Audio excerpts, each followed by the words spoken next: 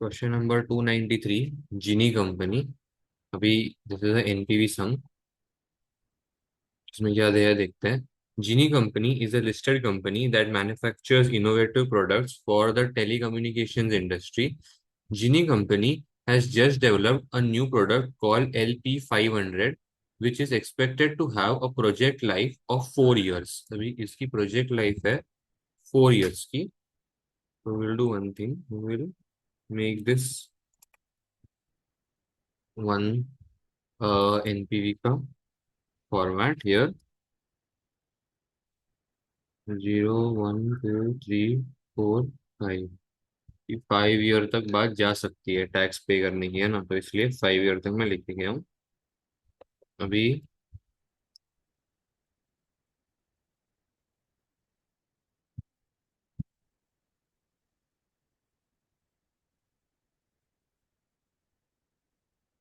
तो फिर उसके बाद क्या है, जीनी company's management has decided that the sales price of LP500 will be $90।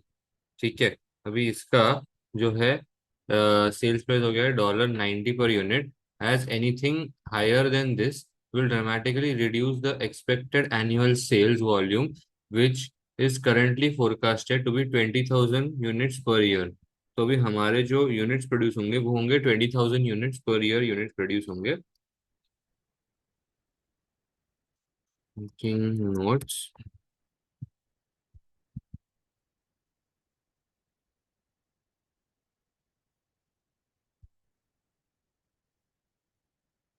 Units sales price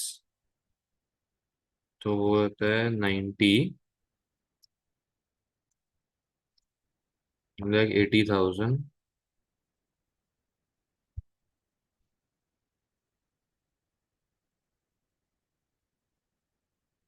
ठीक है, तो ये 4 साल के लिए।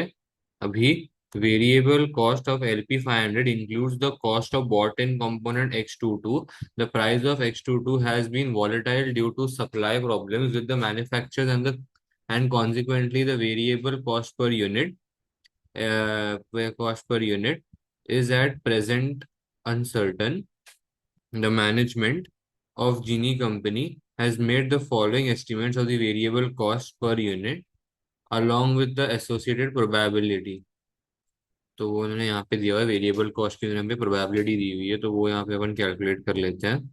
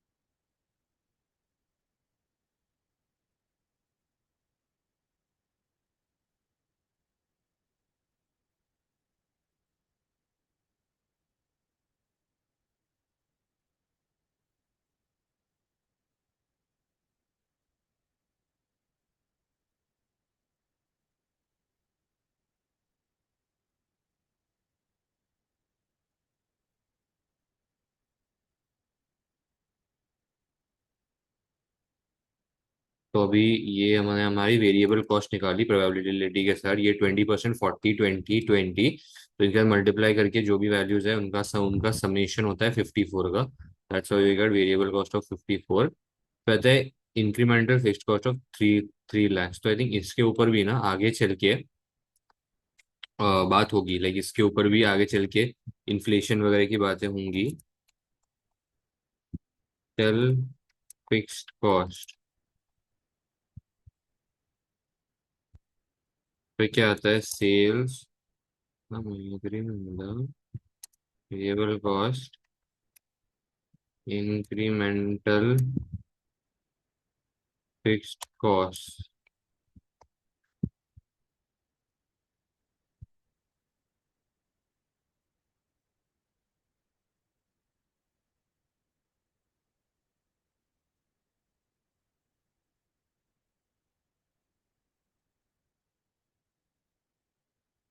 ओके, अभी आगे बढ़ते हैं।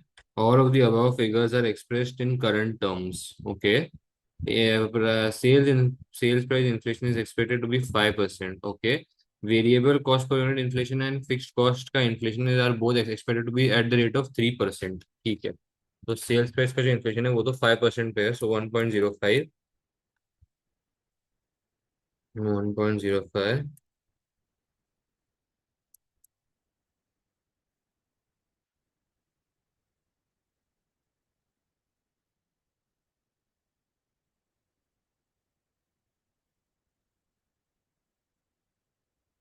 एंड देन इस सबको मल्टीप्लाई करेंगे तो हमें ईयर वन के सेल्स का तो आंसर इजीली मिल गया।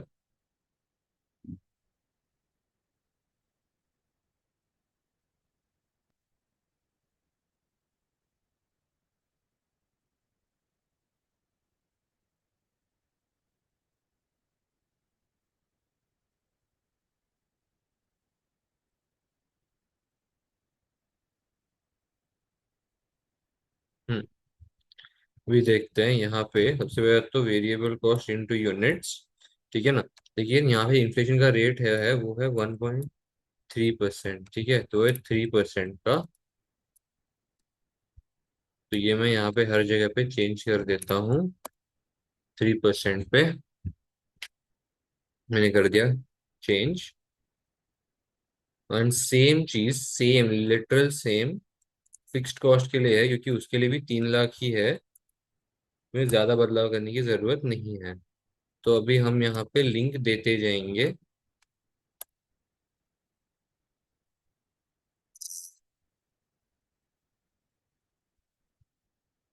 Control V।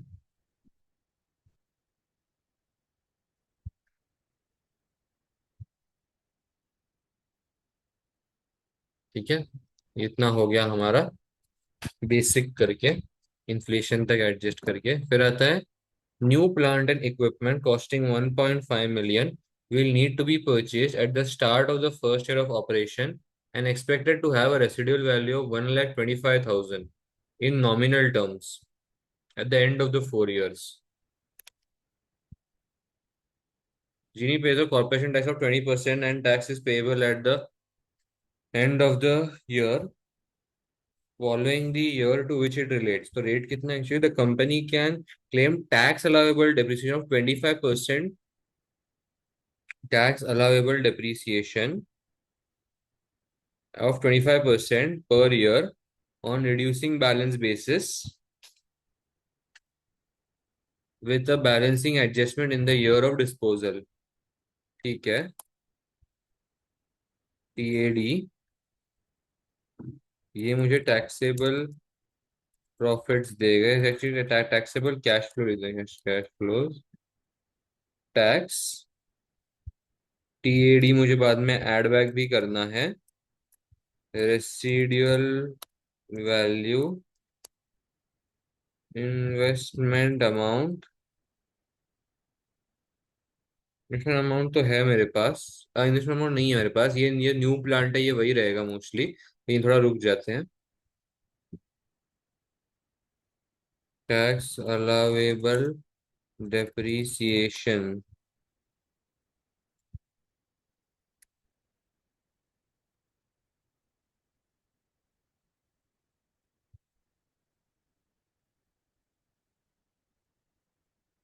25% डेप, इसके ऊपर 0.25,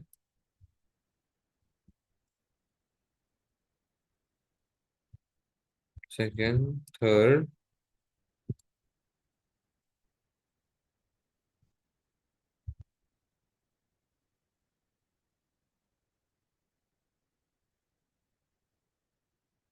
1,25,000, तो 6,32,000 माइनस 1,25,000। फिर ये देखो देखो रेसिडुअल वैल्यू के ईयर में कोई डिप्रिसिएशन नहीं लगेगा। बाकी सबके केस में डिप्रिसिएशन लग रहा है। तो वो भी अपन क्या करेंगे, यहाँ से माइनस कर देंगे। तो मैं यहाँ पे लिंक ही माइनस का दे देता हूँ, सो दैट ये ये एंड देन ये। एंड एक्चुअली ईयर फोर में मेरे को बैलेंसिंग अलाउंस मिल रहा है, बराबर है। तो ये मुझे मिल जाएगा बैलेंसिंग अलाउंस।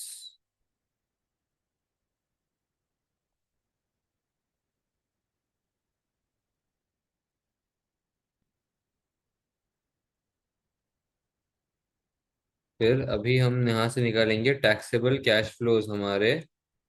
हमें मिल गए टैक्सेबल। अभी हमारा जो टैक्स है वो कौन से रेट पे डिप्रीशिएशन हो रहा है या अरियर्स में हो रहा है, क्योंकि करंट ईयर में हो रहा है, वो पहले देख लेते हैं। जिनी company pays corporation tax at rate of 20% and tax is payable at the end of the following year. Actually, at the end of the year following the year to which it relates, end of the year following the year to which, मतलब एक साल बाद ही पे करना है tax को। तो वो है 20% ऑफ दिस। तो हमें 20%, अच्छा मैं माइनस में ही लिख देता हूँ फिर से।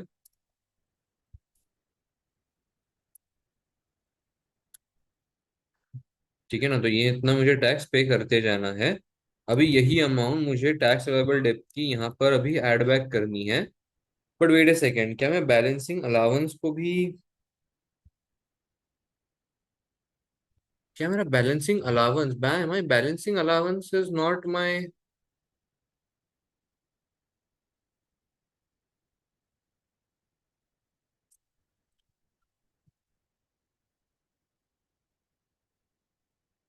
पता नहीं। इसी यहाँ पे ना जो बैलेंसिंग अलाउंस है मुझे ये थोड़ा सा एरर दे रहा है। पता नहीं, मुझे ये समझ में आया कि बैलेंसिंग अलाउंस नीचे तो आएगा ही, नीचे तो आएगा ही, ऊपर आएगा कि नहीं आएगा मैं बस वो थोड़ा श्योर नहीं हूँ। वो बाद में चेक कर लेते हैं। रेसिडुअल वैल्यू 1,25,000 की है, जो मुझे ईयर 4 में ही मिल रही है। इन्वेस्टमेंट अमाउंट कितनी है मेरी? इन्वेस्टमेंट अमाउंट मेरी होता है यही है, new machinery cost 1.5 million, because और कोई वैल्यू दी नहीं गई है। सो 5,000,000 एडिशनल वर्किंग कैपिटल। अब मुझे वर्किंग कैपिटल करना है, फिफ्थ वन। मुझे अगर वर्किंग कैपिटल करना है तो मुझे क्या करना है, 1 lakh will be required the start of the project. Working capital inflation is expected to be 3%। ठीक है, मैं स्टार्ट ऑफ द ईयर में मुझे 1 लाख पे करना है ना।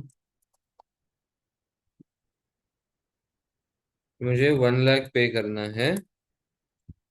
उसके बाद मेरे को 3-3% बढ़ाते जाना है। हम्म। मैं यही दे लेता हूँ।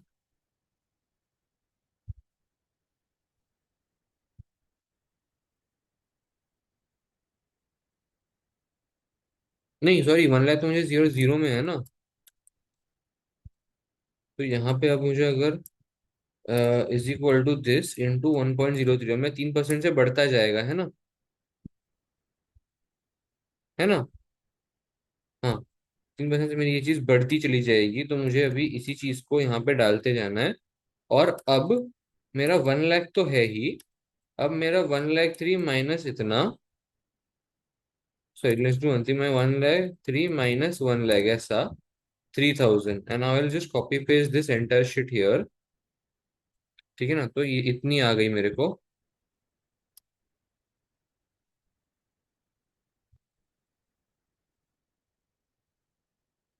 सी control V. Now the only problem is कि ईयर 4 में ना, सी ये जो है ये मेरा वर्किंग कैपिटल रिक्वायर्ड है। However I am going to get some working capital back. तो वर्किंग कैपिटल रीइंबर्समेंट बोलूं या क्या, वर्किंग कैपिटल रीइंबर्समेंट वो है कितनी की? वो तो ये बाकी सब चीजों का टोटल है। So this reimbursement minus the working capital required in year 4, क्योंकि बाकी पूरे साल के तो मेरे को वर्किंग कैपिटल रिक्वायर्ड होगा ही। तो at the start of the project चाहिए ना, तो मतलब I think at the start of the each year मुझे पेमेंट करना पड़ेगा वर्किंग कैपिटल का। इसलिए यहाँ पे सिर्फ -3,000 लिखने से अच्छा मैं -3,000 प्लस 1,12,550 भी लिखूंगा। मुझे इतना देता है value. Now I have done most of the things. Tax allowable depth मेरा उधर गया है, कुछ और जाएगा क्या फिफ्थ ईयर में? I don't feel so. बस इसका ही डाउट है कि ये -5 लाख है जो उसका क्या होगा। मैं तो मुझे नहीं लगता कुछ और डाउट में है। सम वर्किंग कैपिटल से चालू होकर टैक्सेबल कैश फ्लोज तक जाएगा।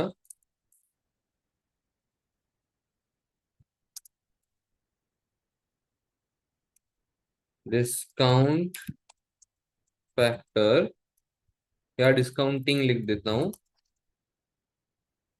प्रेजेंट वैल्यू, एनपीवी, फिर डायरेक्टली भी निकाल सकता हूँ।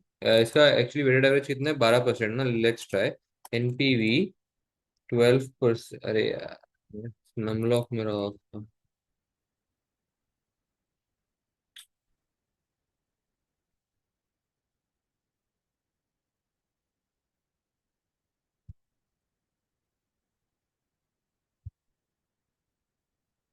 12, अरे नमलॉक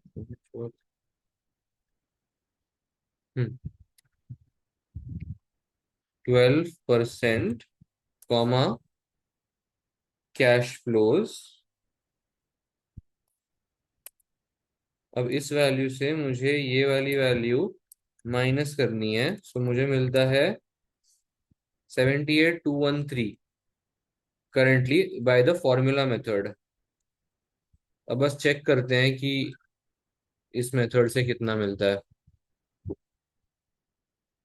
या हमारे जो नॉर्मल मेथड से। 0.893, 0.893, ए वन वन, सॉरी सॉरी, इधर वन, इधर 0.893, फिर इधर 0.797, इधर 0.712, इधर 0.636, 0.567। So then my present value would be -16 lakh के साथ सब मल्टीप्लाई करने के बाद। अब मुझे एनपीवी निकालना है। 78,693 एंड 70, हाँ उतना का, उतने का डिफरेंस तो आता ही है फॉर्मूला मेथड और इस मेथड से। तो 78,693। Let's check their answer. जीनी कंपनी 80। ओके, हाँ मतलब उन्होंने उस चीज को थाउजेंड्स में लिखा हुआ है, राइट। तो मैं अगर इसको थाउजेंड्स में करने जाऊंगा तो मुझे कितना मिलेगा, डिवाइड बाय 78.69 मिलता है, इनको मिला है 80। ओके। हाँ बट आई थिंक ये राउंड ऑफ की वजह से ही हुआ है हर जगह पे। Let's try. ये देखो अभी अपन ये ट्राई करते हैं एक बार। फ्री कैश फ्लो ना, ये समझ में टैक्स, फ्री कैश फ्लो बोलते हैं। देखो ये वाला अगर अपन ट्राई करें तो कितना आता है, 468, उन्होंने लिया है 469, 520, 521 लिया है, बिकॉज 4 के बाद 5 कैरी फॉरवर्ड है वैसा। फिर इन्होंने, अपन ने लिया है 575 7 वाले, वो सब उन्होंने लिया है 576। फिर then we have taken 634 709, they have taken 634। Then उन्होंने टैक्स अलाउेबल डेप, उन्होंने पहले हमने टैक्स अलाउेबल डेप देखो ऐसे लिया है कि there are two methods of taking tax allowable dep. एक तो अपन ऐसे एक जगह पे टैक्स लायबल डेप माइनस करके फिर टैक्सेबल कैश फ्लोज पे आ जाए, उसके ऊपर टैक्स कैलकुलेट करे और बाद में टैक्स लायबल डेप ऐड कर ले, या फिर इसी को ऐसे मल्टीप्लाई करके 20% के साथ बाद में ऐड बैक करे। तो उन्होंने बाद में ऐड बैक करने वाला मेथड यूज किया है, but that won't change the fact कि that won't change the fact कि हमें इतना का जो है टैक्स लायबल डेप के बाद का वैल्यू। एक्चुअली हाँ, टैक्स का अमाउंट चेंज हो जाता है, but I don't think that would mind, क्योंकि बाद में वो चीज नलिफाई करनी पड़ेगी। I think this is okay. Residual value 1,25,000 बराबर है। वर्किंग कैपिटल उन्होंने क्या लिया है, 1 लाख नहीं, अच्छा उन्होंने ना ये देखो ईयर जीरो बनाया नहीं उन्होंने, ईयर जीरो में दो चीजें हैं, तो उन्होंने वो डायरेक्टली माइनस कर दिया, बट ठीक है। ईयर वन में उनको 3,000 मिला, राइट। नेक्स्ट में उन्होंने थ्री ही लिए, उन्होंने वापस 3,000 लिया, because they cannot right 3.09 and 3.18, मतलब उतने वो डेसिमल्स तक गए ही नहीं है। That's why they have written three, if I am not wrong. And that's why उन्होंने यहाँ पे 109 डायरेक्टली ले लिया, बिकॉज 109.272 वो नहीं लिख सकते। सो आई थिंक डेसिमल्स की वजह से ही पूरा आंसर बिगड़ गया है, वरना अपने को 78,000 मिला है, उनको 80,000 मिला है। इट इज जस्ट वो डेसिमल्स की वजह से, वरना तो सम में कोई दिक्कत है नहीं।